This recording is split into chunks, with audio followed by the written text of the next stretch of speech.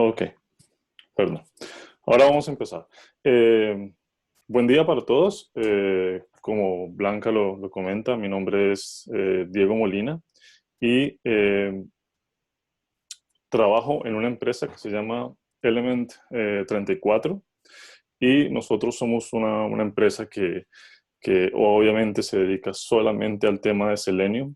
Hacemos capacitaciones, consultoría, pero la gran mayoría de nuestro tiempo lo dedicamos a nuestro producto estrella que se llama Selenium Box.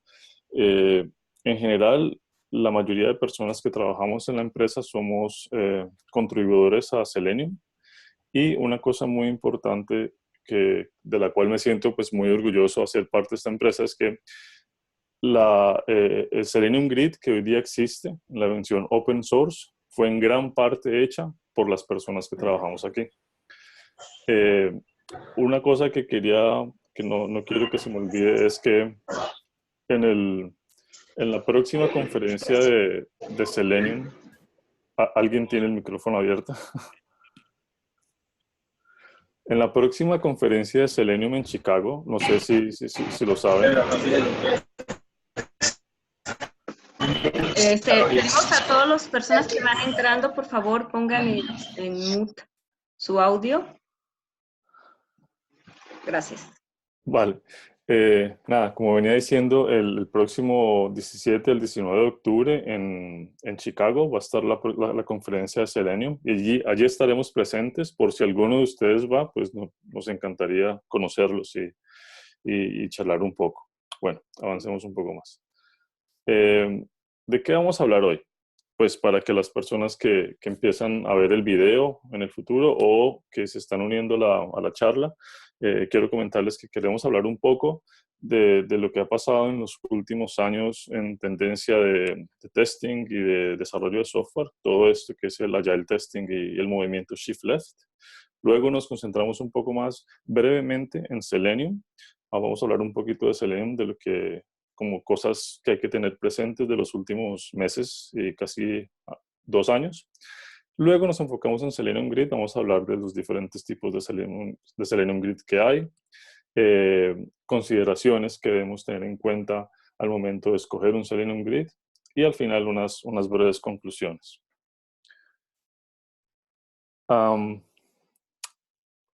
Sobre este tema de Agile Testing, hay muchas palabras, o como dicen en inglés, buzzwords, ¿no?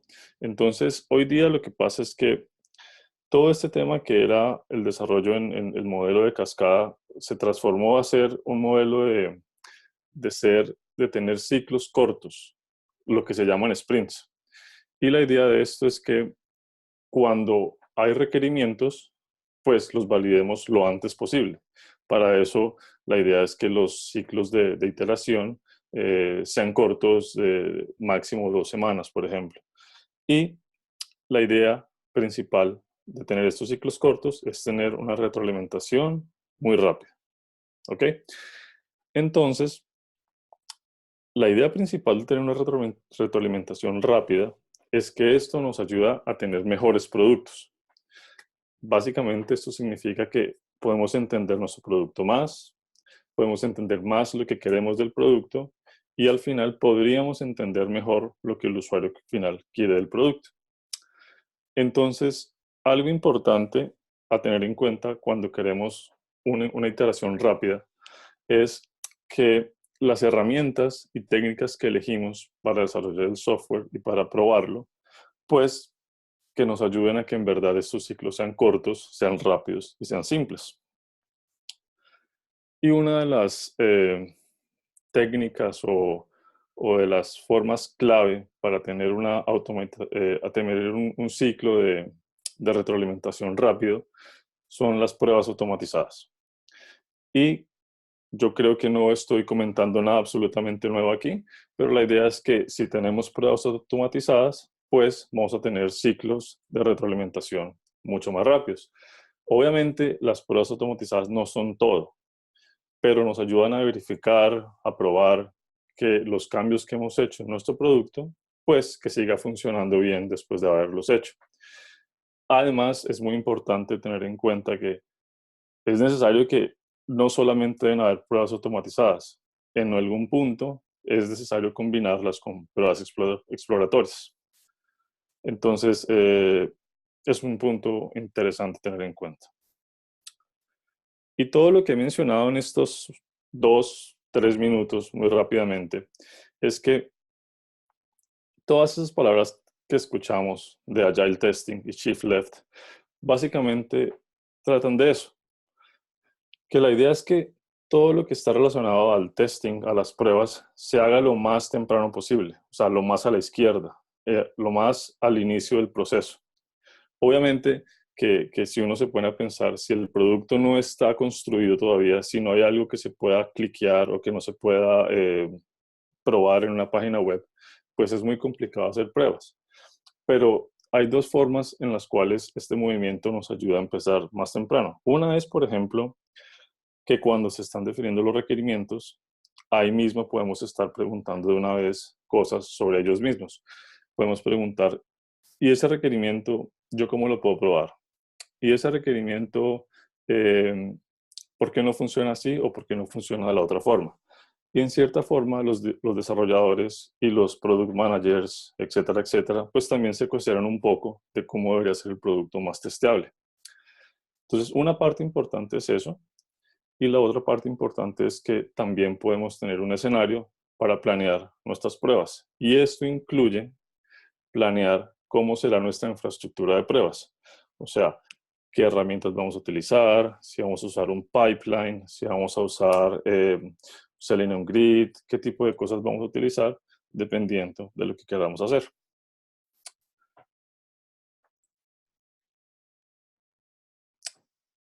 Ya hablando un poco más del tema de Selenium, hace unos años, Gartner, la firma consultora con sus cuadrantes mágicos, predijo que para el 2020 Selenium iba a ser el estándar para hacer pruebas funcionales. Eso lo predijo y en cierta forma tenía razón y en cierta forma se equivocó, porque no fue en el 2020, fue mucho antes, fue sobre 2016-2017, una forma, un estándar que muchas personas fueron adoptando. Y además de eso, desde hace unos pocos meses, esto es una cosa que es muy reciente, desde junio del 2018, Selenium y su especificación WebDriver es un estándar de la W3C. Para ser un poco más concreto, ¿esto qué significa? Esto significa básicamente que si un browser se quiere llamar browser de verdad, tiene que implementar la especificación de WebDriver. Y a consecuencia de eso, pues la forma más indicada de probar, de testear una aplicación que funciona en un browser, pues es a través de Selenium. Entonces, una de las decisiones más claras o más sencillas de hacer en torno a una estrategia de pruebas o de pronto también en torno a una decisión profesional sobre en qué me puedo enfocar más para aprender, Selenium es una apuesta muy, muy buena de hacer porque es declarado ya un estándar para la W3C, entonces todos los browsers deben ser compatibles y, como se dice en inglés, compliance con este estándar. Aquí un poco de pequeña publicidad de open source. Me salté toda la presentación. Yo también soy un committer, soy un contribuidor de Selenium. Llevo ya un poco más de un año trabajando en el proyecto open source y una de las cosas que me gusta hacer en mis presentaciones es promocionar el chat, el canal que tenemos para gente que está iniciándose en Selenium o para gente que tiene experiencia y quiere compartir su conocimiento. Entonces los invito a que vayan a este link o al canal de IRC de Selenium y allí estamos casi todos los días los committers, las personas que contribuyen y también personas que tienen muchísimo conocimiento sobre Selenium. Entonces allí pueden entrar ustedes, pueden hacer preguntas, si tienen dudas, si tienen algún test case que les falla por algún error que no tienen ni idea qué hacer, pueden ir allí y preguntar y en general es totalmente recomendado porque es una comunidad muy, muy amigable. Si no recuerdan el link, no se preocupen, que igual Al final también vamos a poner todo en un PDF y les vamos a compartir la presentación con ustedes. Entonces, volviendo al tema de Selenium, hay un pequeño problema con Selenium, que es un poco lento. Pero es un poco lento según la perspectiva de la que lo miremos. Si lo comparamos con otro tipo de pruebas, como unas pruebas unitarias o unas pruebas a un API, pues obviamente es lento.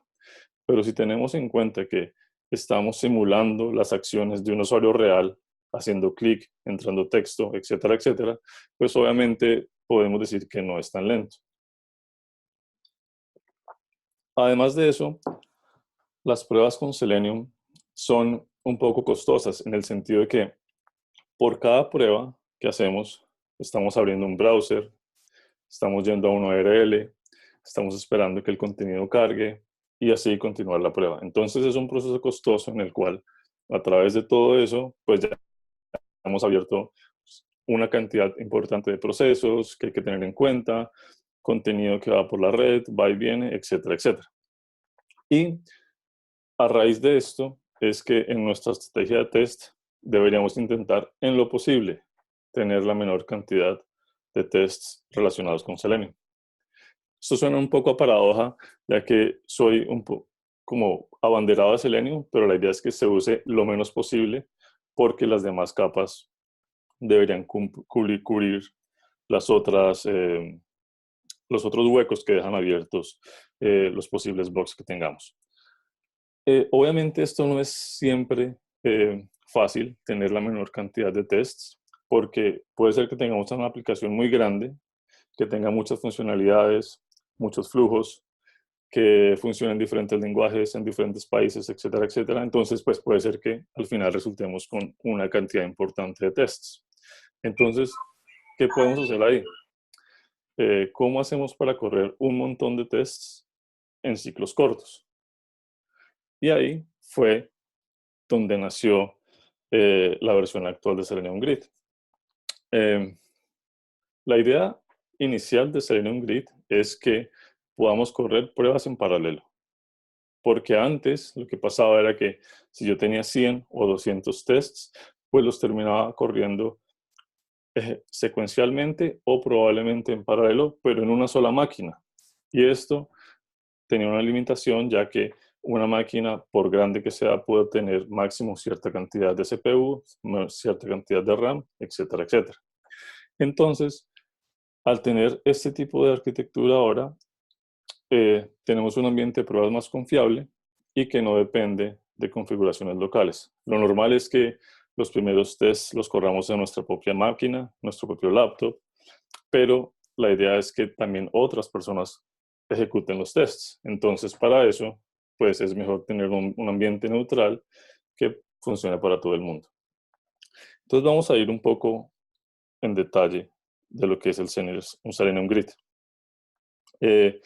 Primero, pues ofrezco disculpas si hay personas las que ya conocen el grid, pero puede ser que otras no.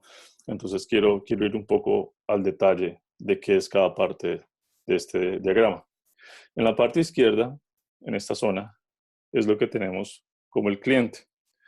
Un cliente puede ser cualquier cosa que emita comandos de Selenium. Selenium tiene muchos bindings para utilizar el API, que son en Ruby, en JavaScript, en cualquier lenguaje que sea adaptado al API. Y esto puede ser desde nuestra propia máquina, desde nuestro laptop, etcétera, etcétera, o puede ser desde un servidor de integración continua, como Jenkins, Travis, etcétera, etcétera. Entonces, el código se ejecuta en esta zona que es el cliente, y lo que termina pasando es que por cada comando se emite un, eh, un request HTTP al hub. Y esta es la parte interesante donde empieza a ayudarnos mucho más Selenium Grid a tener un ciclo de retroalimentación corto. La idea aquí es básicamente que cuando un request llega al hub con una petición de un test nuevo, de una sesión nueva, por ejemplo, supongamos que quiero correr un test con Safari y la última versión. Entonces el hub lo que hace básicamente es analizar todos los nodos que se han registrado en el hub. Entonces, por ejemplo, empieza a mirar que hay un nodo que es capaz de correr tests en Android. Hay un nodo que es capaz de correr tests en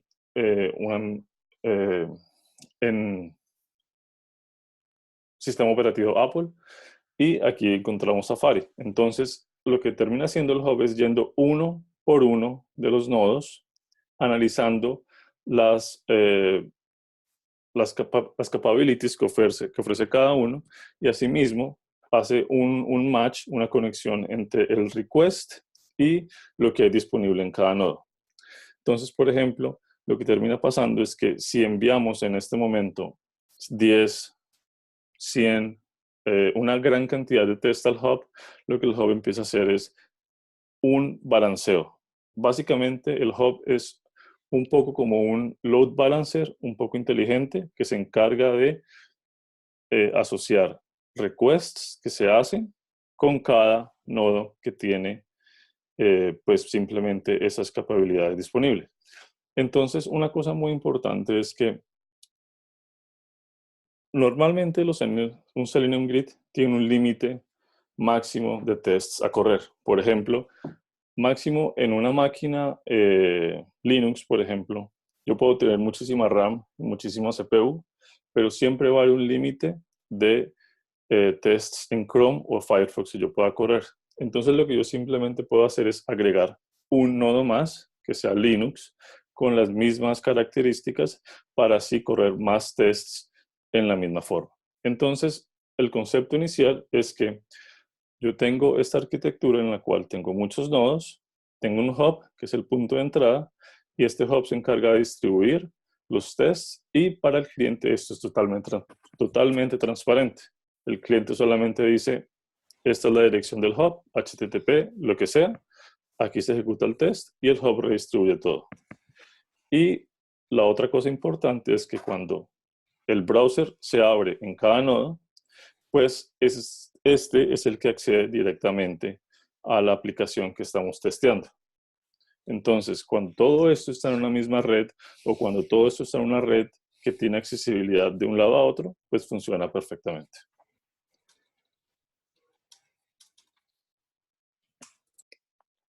Y la pregunta que nos hacemos normalmente es, perdón que tenía el chat cerrado. Ok. La pregunta que nos hacemos normalmente es, ¿qué hacemos con Selenium Grid? ¿Lo construimos en casa? ¿Todo lo hacemos nosotros? ¿O tal vez utilizamos una solución de la nube, que supongo que muchos de ustedes las conocen, como Sauce Labs o Browser Stack o Testing Bot, etcétera, etcétera? Entonces, lo que nosotros usualmente hacemos es preguntarnos a nosotros mismos qué debería yo considerar para hacer una decisión. Esto me recuerda mucho cuando yo tuve mi primer trabajo en tema de testing, y nosotros teníamos un Selenium Grid hecho en casa. Y al final, después de hacer una consideración de estos factores, terminamos usando una solución en la nube. Y entonces vamos a ir paso a paso con estos factores. El primero es seguridad.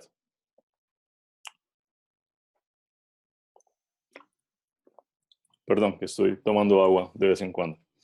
El primero es seguridad. Es muy importante saber, según la naturaleza del negocio en el que estamos. Por ejemplo, si yo trabajo en un banco o si trabajo en una empresa de seguros, es poco probable que yo pueda abrir mi infraestructura de redes a que otros o un tercero acceda a mi red. Entonces, ¿qué es lo que pasa usualmente con los proveedores en la nube? Entonces, tenemos que tener en cuenta qué tan accesible es nuestra infraestructura. Pero, por el otro lado, si tal vez yo soy una startup o una empresa mediana que realmente tiene un producto que es popular, que es accesible al público, que no tenemos problemas de seguridad, pues no habría ningún problema en utilizar una solución en la nube. Otro tema importante es que si tenemos un servicio o un producto que es utilizado por clientes que son externos, es normal que nosotros vamos a almacenar información de esos clientes en nuestras bases de datos. Y ya se habrán dado cuenta de todo lo que pasó con Facebook, con diferentes redes sociales, que esto de la privacidad es un tema que se está tomando cada vez más en serio. Entonces, las empresas hoy día se cuidan de una forma o de otra. Una de las formas más normales es que todos los datos que están relacionados a el negocio tienen que estar en la misma red. Y si no están en la misma red, tienen que cumplir un protocolo en el cual se puede abrir un puerto, comunicación, pruebas de penetración, etcétera, etcétera.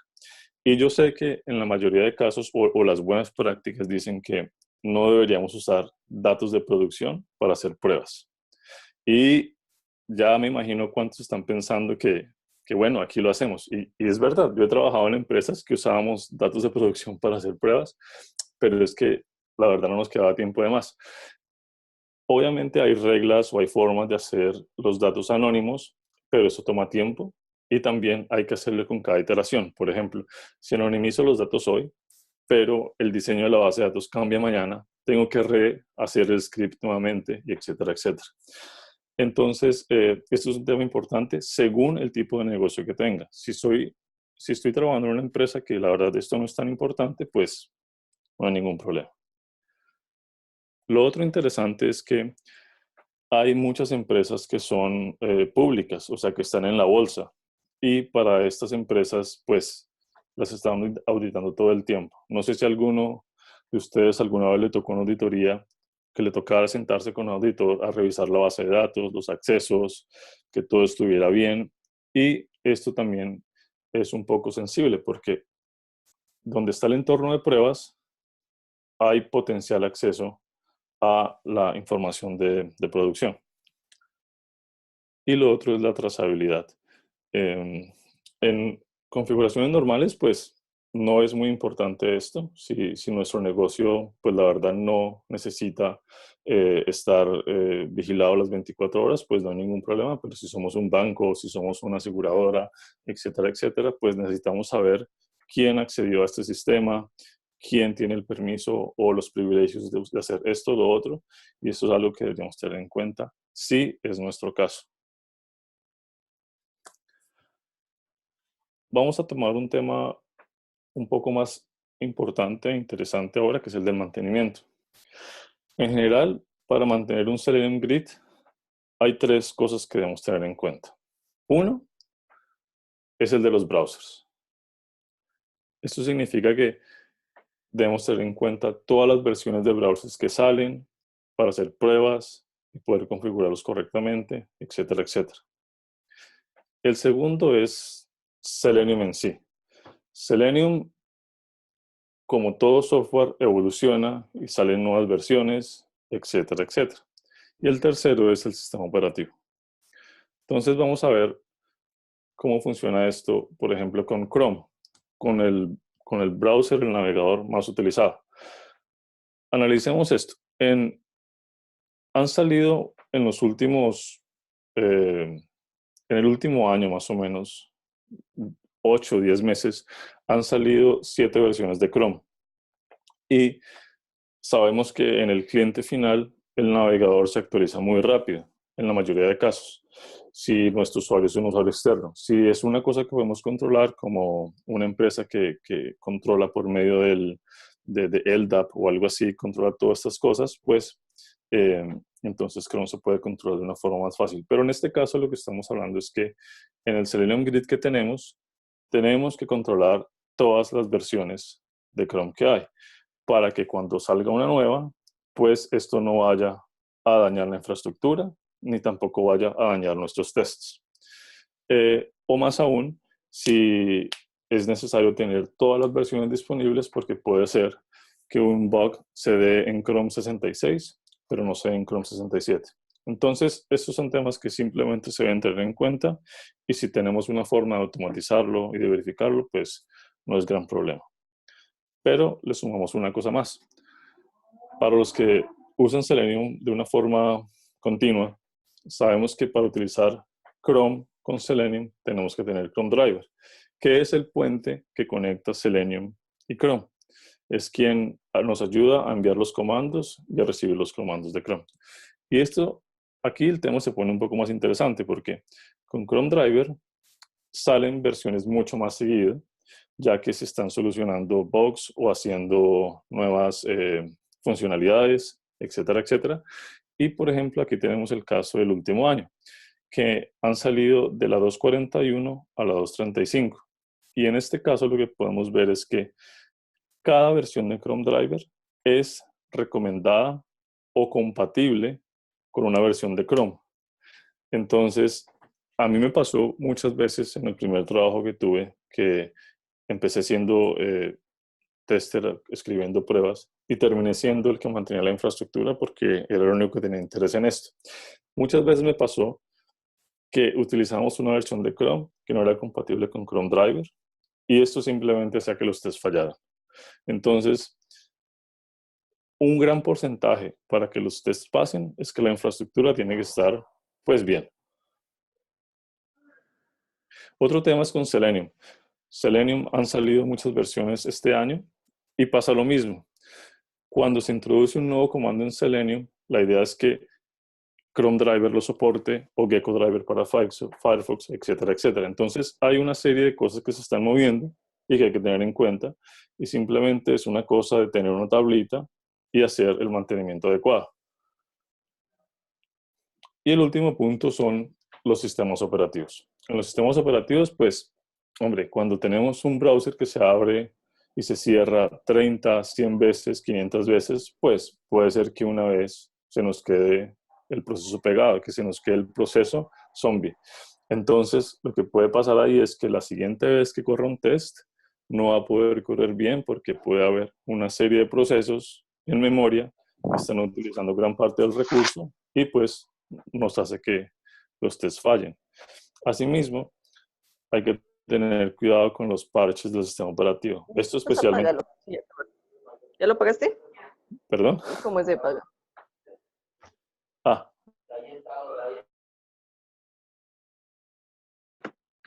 Ya puedes continuar. ok. Bueno, y terminando la última parte, esto de los parches del sistema operativo es súper importante, sobre todo para máquinas Windows. Si alguno de ustedes sigue el repositorio de Selenium, cada 2x3 sale un issue nuevo que se reporta diciendo el Internet Explorer Driver no funciona, luego aplicar la actualización KB XXXX. Y estas cosas, pues, son controlables, pero son un poco engorrosas. Y es otra cosa que tenemos que tener en cuenta. Y entonces, al final, en la empresa que yo trabajaba, cuando mantenía un Selenium Grid yo mismo, terminé teniendo un Selenium Grid para hacer mis pruebas cuando había nuevos releases y un Selenium Grid que utilizaban los demás equipos. Entonces ya era como tener un ambiente de pruebas para mi ambiente de pruebas. Era un poco engorroso, pero funcionaba. El siguiente punto es la escalabilidad. Según la cantidad de tests que yo tenga, cuántos tests yo quiero correr en paralelo.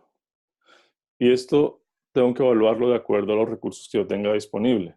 Si tengo que comprar hardware o reuso máquinas que tengo para eso. Si tengo el presupuesto tal vez para utilizar muchas sesiones en la nube.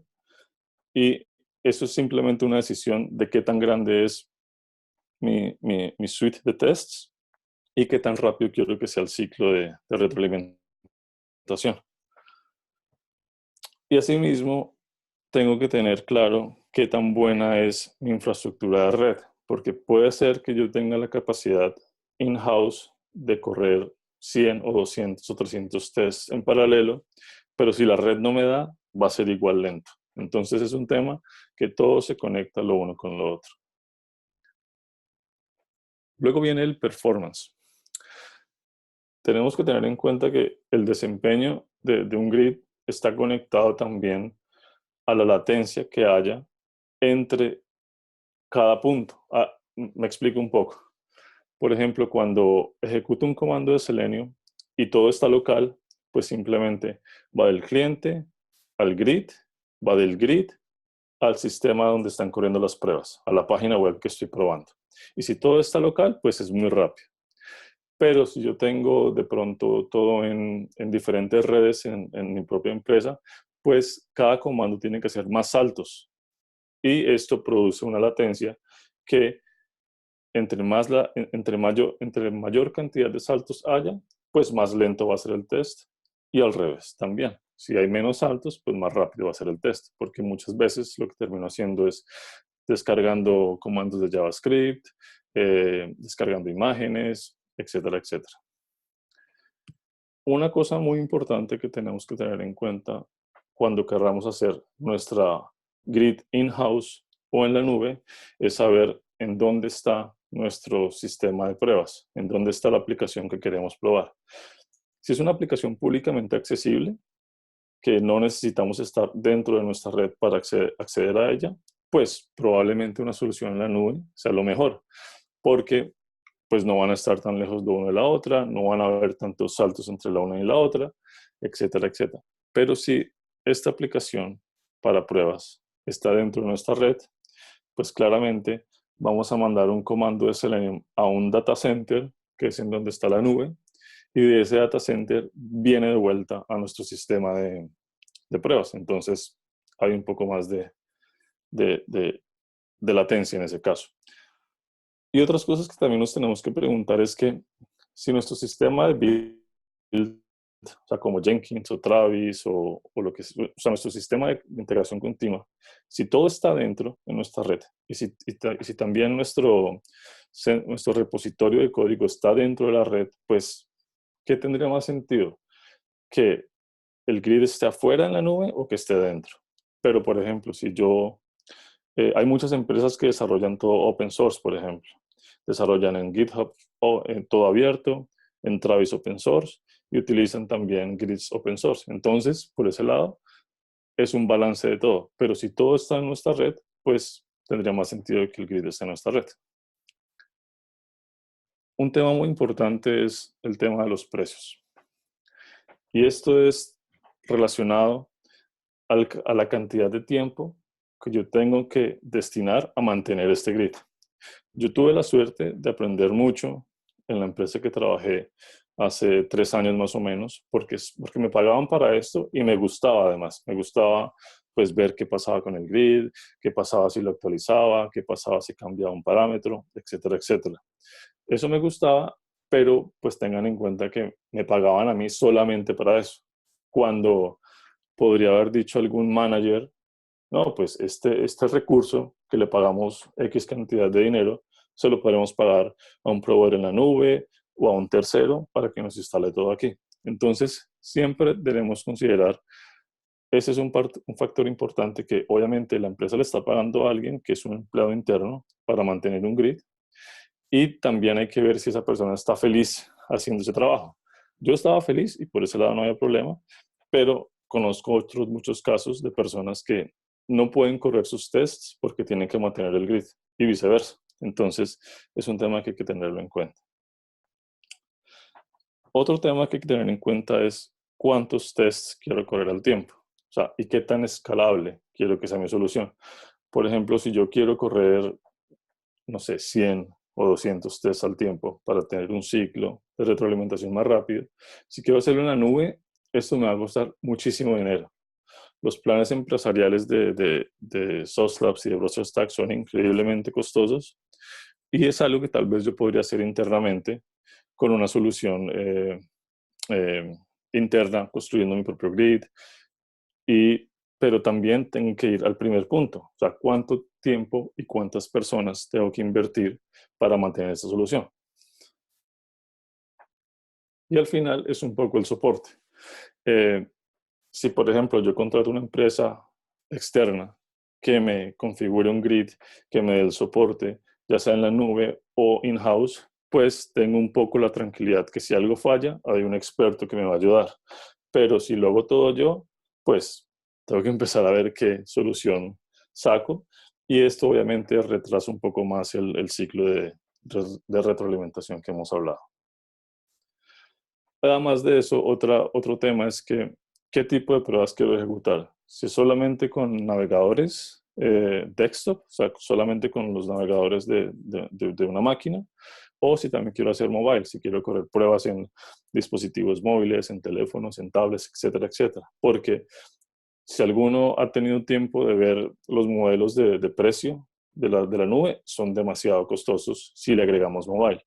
Si lo hacemos internamente, podemos probar agregando algunos nodos con Appium, agregando algunos dispositivos, o también podemos evaluar alguna empresa consultora que nos ayude, o también podemos evaluar mezclas, cosas internas y cosas en la nube. Reportes y monitoreo. Esto no es tan normal, la verdad. Esto es una cosa que lo consideran mucho más las empresas grandes que necesitan, que tienen muchísimos equipos, que están corriendo miles de tests al día. Y para ellos es importante saber cuántos tests se han ejecutado, qué tan utilizada está la CPU, si algún test falla, poder tener los logs, etcétera, etcétera. Y esto es a veces relevante para esas empresas que son tan grandes que tienen un equipo de testing, de infraestructura de testing exclusivo. Y lo que termina pasando en esas empresas es que según el uso de los equipos, pues ese equipo de testing termina como facturándole a los demás el uso de la herramienta. Y esto es importante para este tipo de escenarios en los cuales, pues, hombre, la gente necesita tener información suficiente para poder pasarle a su manager, pasarle a su jefe y que asimismo el flujo del negocio continúe. Y por último, vamos a hablar de la integración y las funcionalidades. Una cosa importante, si queremos hacer nuestro propio grid, es que se integre fácilmente. O sea, si queremos hacer nuestro propio grid o si lo queremos comprar. Es muy importante que se pueda integrar fácilmente con los frameworks que tenemos de testing. O sea, si queremos poner los screenshots, el video, todo esto, que sea una cosa sencilla. Adicionalmente, si en nuestra empresa la regla número 1 es que todo software que se utilice internamente tiene que tener single sign-on o autenticación con LDAP, etcétera, etcétera, pues tengo que hallar una forma para que lo que yo estoy utilizando y poniendo a disposición de mi empresa, pues cumpla con esa norma. Además de eso, hay muchas empresas que tienen unas redes increíbles. O sea, hay empresas que, por ejemplo, entran, tú te sientas en el navegador y vas a Google y ves que el certificado está firmado nuevamente por la empresa. Es como que todo el tráfico lo controlan. Y también cuando yo hago tests, eso tengo que tenerlo en cuenta porque muchas veces cuando Chrome abre una página y el certificado no coincide o no está firmado debidamente, el test va a fallar. Entonces, si yo tengo una red especial en mi empresa, pues debo tener en cuenta eso. Pero estos casos son muy pocos, la verdad. Usualmente son los bancos o empresas que tienen mucha seguridad. En la mayoría de los casos esto no es normal. Y también puede ser que yo tenga necesidad de ciertas funcionalidades que me ayudarán a identificar cuando los tests fallen, me ayudarán a identificar bugs que yo pueda mostrar a los desarrolladores, mostrar a mi manager, mostrarles cómo reproducir el bug. Entonces puedo grabar video, cosas que yo pueda hacer como descargar los archivos que yo descargué en el test. Y también puede ser que yo quiera ver cómo el test se ejecuta en tiempo real. Entonces son características que yo debería tener en cuenta si yo quiero o construir mi propio grid o utilizar uno de la nube.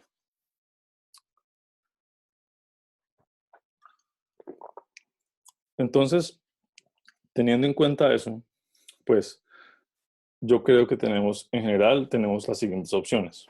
Una opción es la opción hazlo tú mismo, que sería la traducción de esto. Es una opción en la cual tenemos ciertos recursos en nuestro equipo, con nuestra empresa, gente que sabe de infraestructura y que dice, pues, ¿por qué no? Esto lo podemos hacer nosotros. Y asimismo, pues, si construimos todos nosotros, pues todo estaría en nuestra red.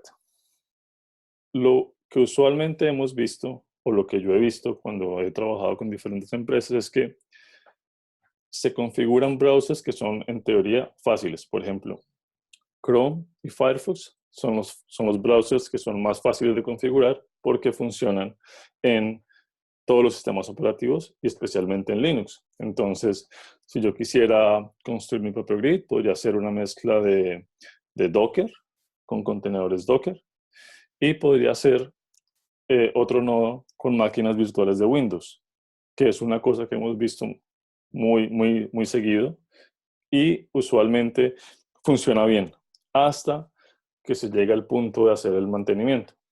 Es normal que haya scripts que reinicien las máquinas, que terminen procesos zombies, entonces hay cron jobs corriendo todo el tiempo. Una cosa que según la necesidad que yo tenga, pues hay una escalabilidad limitada, o sea, no hay una cantidad ilimitada de máquinas que yo pueda utilizar internamente, pero de las cosas más valiosas que yo he visto al haber conocido diferentes empresas y también diferentes clientes, es que es un ejercicio muy bueno. O sea, esto es súper recomendado para todos, que antes de tomar una decisión, su primer paso sea construir una grid por sí mismos, porque así mismo se puede como entender un poco qué significa esto. O sea, porque muchas veces queremos un Selenium Grid, queremos utilizarlo, pero no tenemos ni idea cómo se construye, ni realmente cuál es el dolor que hay por detrás al construirlo y que funcione de una forma, pues, buena. La siguiente opción eh, puede ser la nube. Y es una opción muy buena, pienso yo, porque tiene una variedad grandísima de browsers, de versiones, sistemas operativos. Muchas veces tienen también, en unos planes buenos, tienen los emuladores, tienen cosas para mobile. Eh, Simplemente por utilizar su servicio tenemos videos, tenemos los logs, tenemos las capturas de pantalla, podemos hacer muchas veces debug con esos logs, etcétera, etcétera. So, es un servicio muy bueno y es muy fácil de utilizar porque simplemente eh, compramos su servicio y ponemos a apuntar nuestros tests a la nube. Pues viene un pequeño problema. Bueno, antes de eso, una cosa importante que hay que decir es que nos quitan el problema de mantener nuestra infraestructura. O sea, si adquirimos un servicio de estos, pues ya como que le pagamos X cantidad de dinero a alguien y ya no nos tenemos que preocupar por eso. Hay soporte y todo funciona bien. Pero pues el problema viene siendo en el momento en que nuestra aplicación, la aplicación que queremos probar, esté en nuestra red, como es en este caso. Y en este caso lo que terminamos haciendo es que tenemos que abrir unos puertos en nuestra red para que podamos acceder el grid que está en el cloud, pero asimismo el navegador que está corriendo en este grid pueda acceder a nuestra aplicación que está corriendo en nuestra red. Entonces, según el negocio que yo tenga, por ejemplo, en la empresa que yo trabajaba no había ningún problema abrir los puertos necesarios porque pues había otras contingencias para ello. Pero según el negocio en el que yo esté, pues si yo trabajo en una farmacéutica, si trabajo en un banco, si soy una empresa consultora que no puedo compartir datos de mis clientes, pues, hombre, puede ser un poco peligroso tener estos puertos abiertos. Y aunque lo normal es que estas empresas proveen muy buenas pruebas de penetración, etcétera, etcétera, otra cosa adicional viene ahí, y es que hay mayor latencia. Por cada comando de Selenium que yo emito, tiene que ir hasta el grid, pasar por X cantidad de DNS, de routers que van en Internet, y asimismo de este grid volver a nuestra red saltando X cantidad de DNS, de routers, etcétera, etcétera. La última cosa que debemos, que no me gusta mucho, según el negocio en el que estemos, es que si estamos grabando videos de nuestra aplicación o capturas de pantalla, etcétera, etcétera, todos esos datos van a estar en la nube. Y si estoy utilizando datos de prueba que son de producción o que no están muy bien anonimizados, pues puedo tener problemas por eso. Entonces debo tener en cuenta esas cosas que según el negocio en el que yo esté, si soy una empresa pequeña, si estoy empezando, probablemente no haya problema, probablemente todo esté bien, pero si soy una empresa, no sé, de una naturaleza en cual la legislación, las leyes no me permitan hacer esas cosas, pues es lo que debo tener en cuenta. Y la tercera opción es la que ofrecemos en nuestra empresa, que es un grid que es totalmente administrado,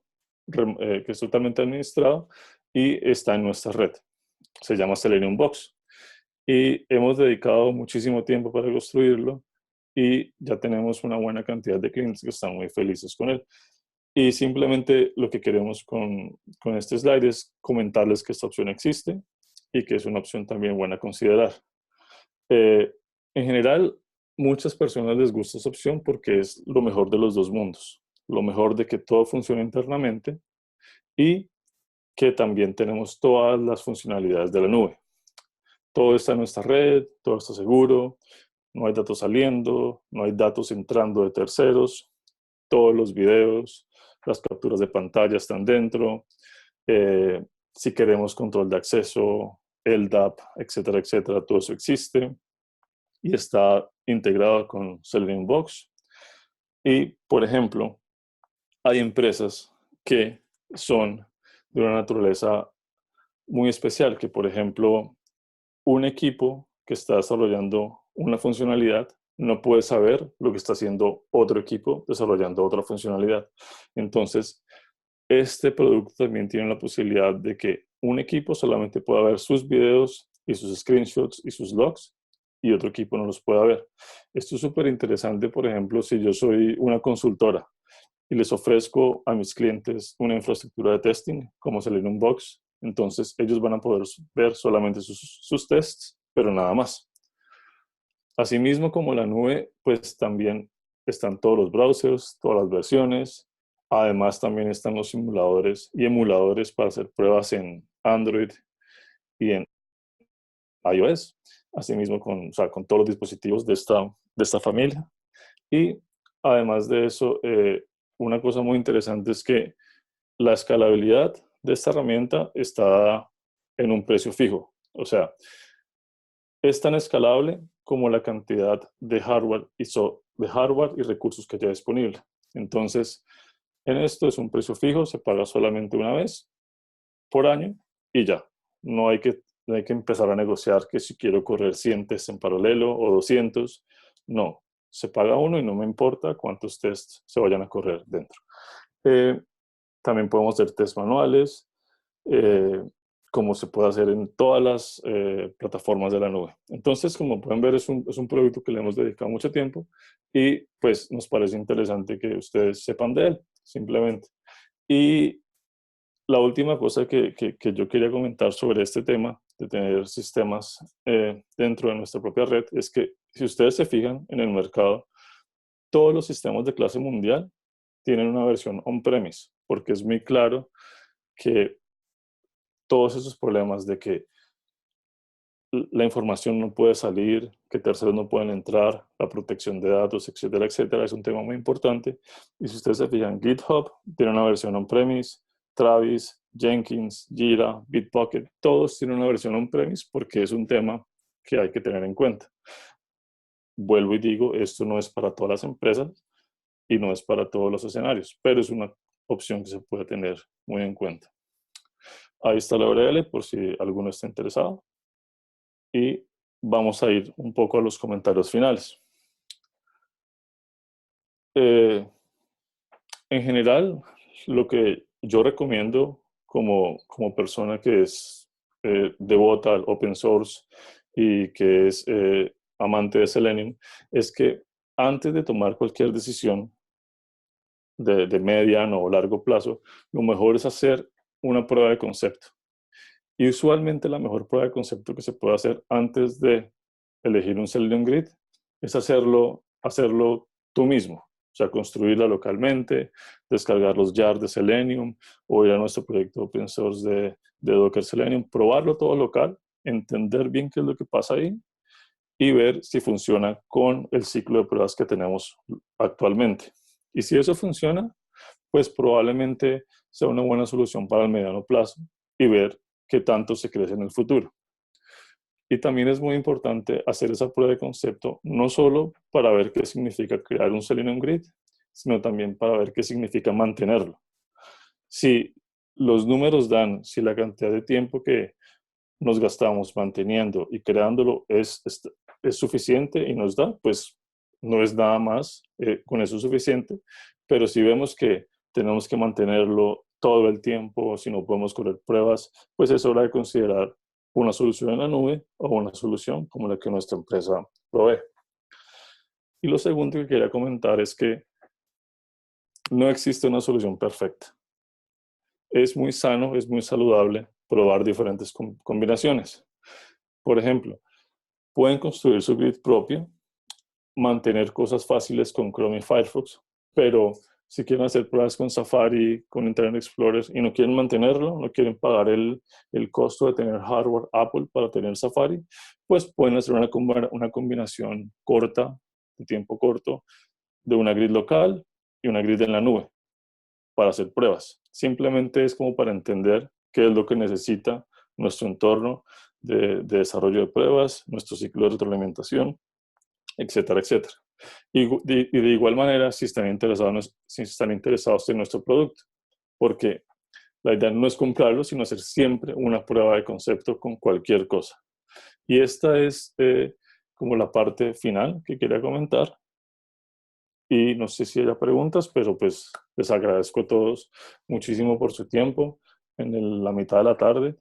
Y pues nada, aquí están la URL para que nos puedan visitar en nuestra página element34.com y seleniumbox.com, y ahí está mi usuario de Twitter y está también mi correo electrónico por si me quieren contactar. Y antes de leer la palabra blanca, pues una pequeña explicación. El nombre de la empresa, Element 34, es básicamente porque el elemento número 34 de la tabla periódica es selenio. Entonces, eso como que representa que todo lo que hacemos nosotros es con selenio. Y pues ya está. No sé si hayan preguntas. Oye, Diego, muchas gracias, de verdad. Todo, bueno, yo lo entendí. No, eso es mucho decir. Este, y bueno, invito a las personas que están, porque habíamos indicado al inicio que hasta el final hicieran preguntas. Entonces, en el chat yo voy a ir leyendo las preguntas. Quien quiera hacer cuestionar acerca del grid, quieran cuestionar acerca de cómo funciona la herramienta, y él este es el chico indicado a quien le pueden preguntar. Y pues bueno, lo que sí es que tenemos una pregunta que en algún momento alguien hizo y preguntaba acerca de soluciones en la nube, pero creo que queda claro en el ejemplo que tú estás manejando y la empresa que ustedes son. Y en todo caso, me gustaría nada más como que nos aclararas de las soluciones en la nube. En algún punto mencionaste que, bueno, no es para todos, y entonces es cuando, ¿qué clase de problemas tenemos? Entonces, ¿cuándo debo de ir a la nube? Pues lo normal cuando yo debo considerar ir a la nube es, primero que todo, si mi negocio lo permite. O sea, si mi empresa es una empresa que no tiene ningún problema en tema de seguridad, de protección de datos, o que si tengo consideraciones de seguridad y protección de datos, pero me es suficiente con las garantías que el proveedor de la nube me da, pues todo bien. Primero es como chequear eso. O sea, que es el proceso normal que hace cualquier persona cuando trabaja en una empresa. Ver si un proveedor puede ser parte de mi grupo de proveedores.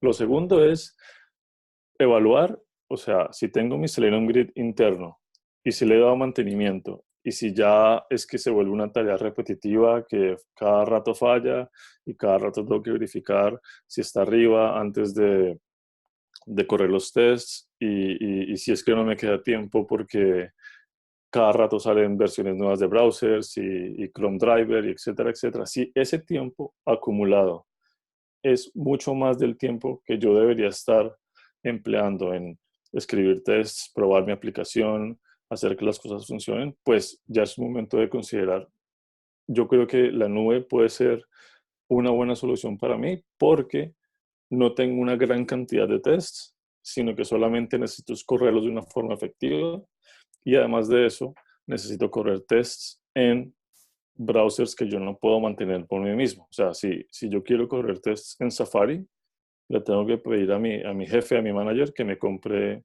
1, 2, 3, 4 MacBooks Pro para instalarlo ahí y que corra, porque Safari solamente puede correr en un sistema operativo Apple y el sistema operativo Apple solo puede correr en hardware de Mac. Esa es la legislación. Entonces, esas son las razones por las que yo puedo decidirme ir a la nube. Y la última razón, que es muy importante, que mucha gente no tiene clara, es que en los proveedores de la nube y también en nuestra solución se pueden correr tests manuales. ¿Qué significa eso? Que tal vez no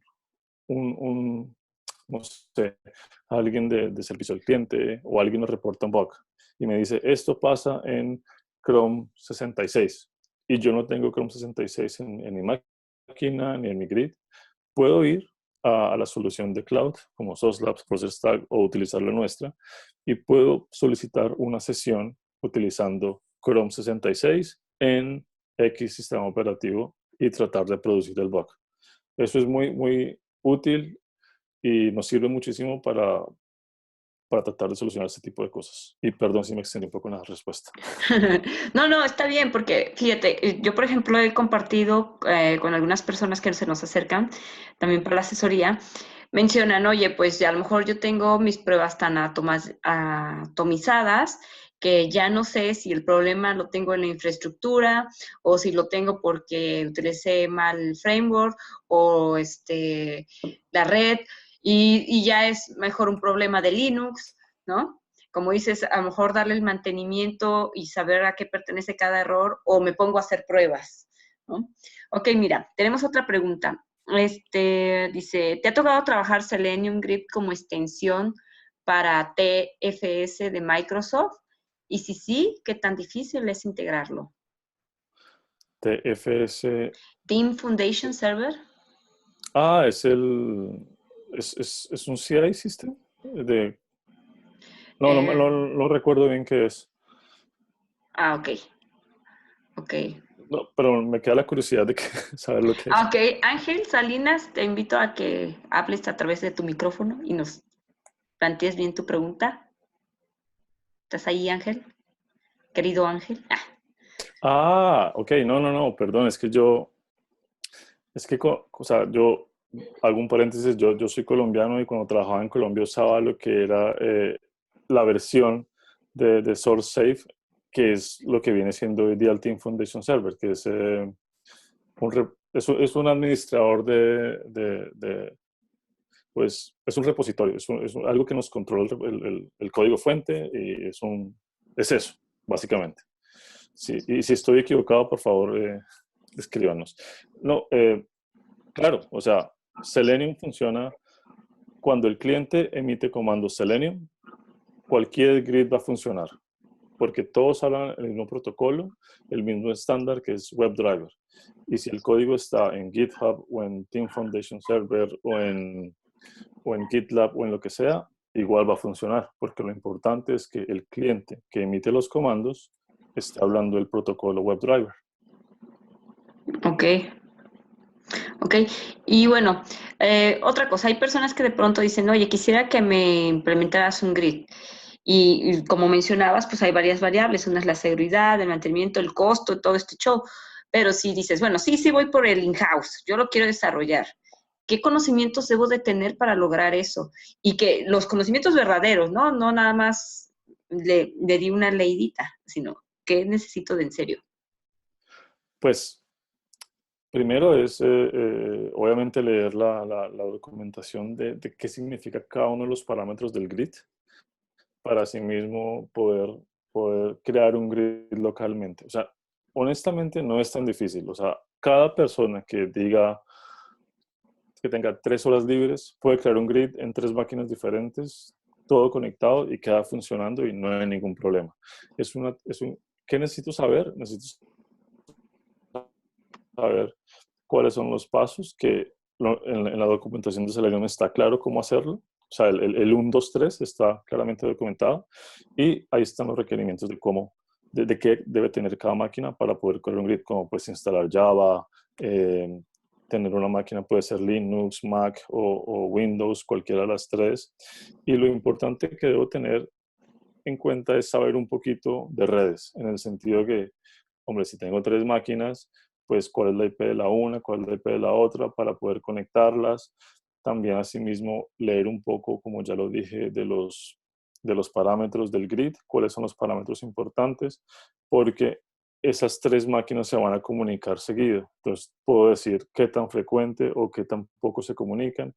En cierta forma, no hay que saber muchísimo, lo que hay que tener es un poco de paciencia para leer la documentación y seguir el paso a paso y ya, iniciar un grid.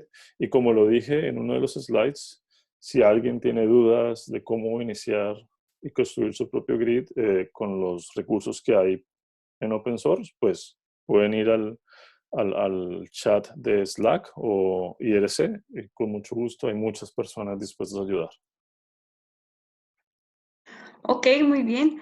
Bueno, pues ya prácticamente nos pasamos ya 5 minutos, pero me gustaría que pudiera cerrar así como, bueno, eh, algún consejo, algo, ya sabemos dónde encontrarte, pero que le digas a todos aquellos que están usando Grid alguna buena práctica. Eh, en general, la mejor práctica que se puede tener en Grid es que todas las versiones, o sea, todas las partes que se mueven como Chrome Driver, Chrome, Selenium y el cliente, o sea, la versión de Selenium que se ejecuta desde el cliente, estén sincronizadas. Es decir, si estoy utilizando una versión de Selenium vieja, que sea vieja en todas partes. Y si es nueva, que sea nueva en todas partes. Porque yo diría que una gran parte de los bugs que se presentan cuando se corren tests es porque tal vez la versión de Selenium en el grid es 3.14 y en el cliente es 3.5. Y eso puede crear una cantidad de errores que de un momento a otro es como lo que mucha gente dice, ayer funcionaba y hoy no. Eso es lo que pasa usualmente. Entonces, lo mejor que se puede hacer es que todas las versiones de las partes que se mueven sean lo más reciente posibles y estén sincronizadas entre ellas. Y lo otro, pues en lo posible es tener lo más cerca posible las partes que se mueven, como nuestro sistema de repositorio de código, de integración continua, el sistema de pruebas, todo que esté lo más cerca posible para que así mismo las pruebas sean lo más rápidas posible. Ok, oye, pues ha estado fabuloso, al menos a mí me quitó muchas dudas. No sé a los demás y ya no, nos da más tiempo, pero bueno, decirles a todo el público, esta plática está siendo grabada, después les vamos a pasar un link privado para que puedan volverla a escuchar y sigan aprendiendo, puedan ver los links a los que se ha referido Diego, sus datos. Y pues bueno, muchísimas gracias, Diego. Esperemos seguir contando contigo y más pláticas o tu equipo. Y pues a todos, gracias y nos vemos en el próximo webinar, que es el 4 de septiembre. Nos vemos, chicos. Vale, Muchas gracias a gracias, todos. Diego. Gracias, Gracias, Blanca. Blanca. Muchas Gracias. gracias a todos. Muchas gracias. Gracias. Bye bye. Gracias. Gracias.